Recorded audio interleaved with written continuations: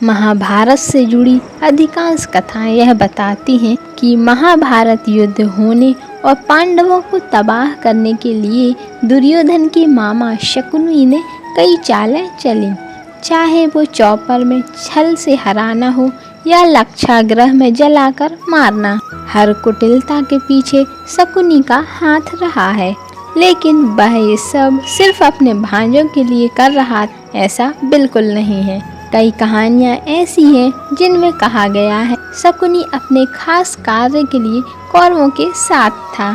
वह अपने जीजा धृतराष्ट्र से पिता का बदला लेने आया था। वो जानता था कि कौरव कभी भी पांडवों से नहीं जीत सकेंगे, इसलिए उसने कौरवों का पांडवों से युद्ध करवाया और कौरवों की हार के साथ अपना बदला पूरा किया। शकुनी की धृतराष्ट्र और कौरवों से दुश्मनी की दो बड़ी वजह बताई जाती हैं। पहली, बहन गांधारी का अंधे राजा से विवाह, जिसके लिए हस्तिनापुर के राजा ने गांधार राजा और उसके पिता सुबाल को हराया था। हालांकि धृतराष्ट्र इस बात से अज्ञान थे कि गांधारी एक बकरे की विधवा हैं। जब यह बात खुली तो धृतराष्ट्र ने सुबाला और शकुनी समेत उनके 100 पुत्रों को जेल में बंद कर दिया। उनके साथ बहुत ही बुरा बर्ताव किया। सिर्फ एक मुट्ठी चावल दिया जाता था जिसे सभी मिलकर खाते थे। धीरे धीरे भूख के कारण राजा सुबाल के पुत्रों में एक एक की मौत होती गई। राजा सुबाल ने तय किया कि वह अपने वंश का अंत नहीं होने देंगे। तय किया गया कि सभी अपने हिस्से का भोजन त्याग कर सबसे छोटे भाई शकुनी को देंगे। बीतते समय के साथ राजा सुबाल कमजोर होते गए। उन्होंने धृतराष्ट्र से विनती की तो शकुनी को छोड़ दिया गया। सुबाल ने धृतराष्ट्र से वादा किया कि शकुनी हमेशा कौरवों के साथ रहेगा।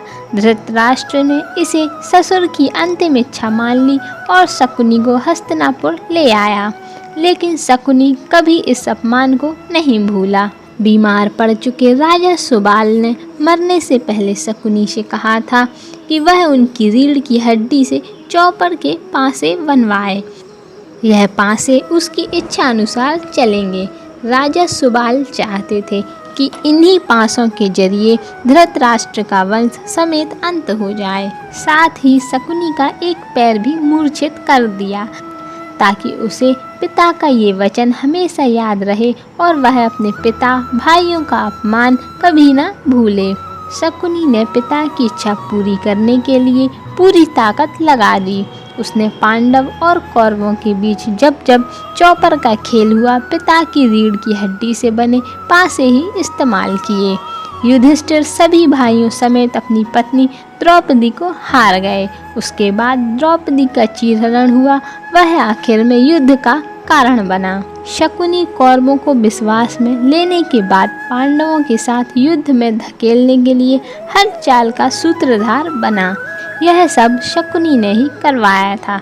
अंततः उसे उसके कर्मों की सजा मिली और सहदेव ने उसे युद्ध के दौरान मार डाला।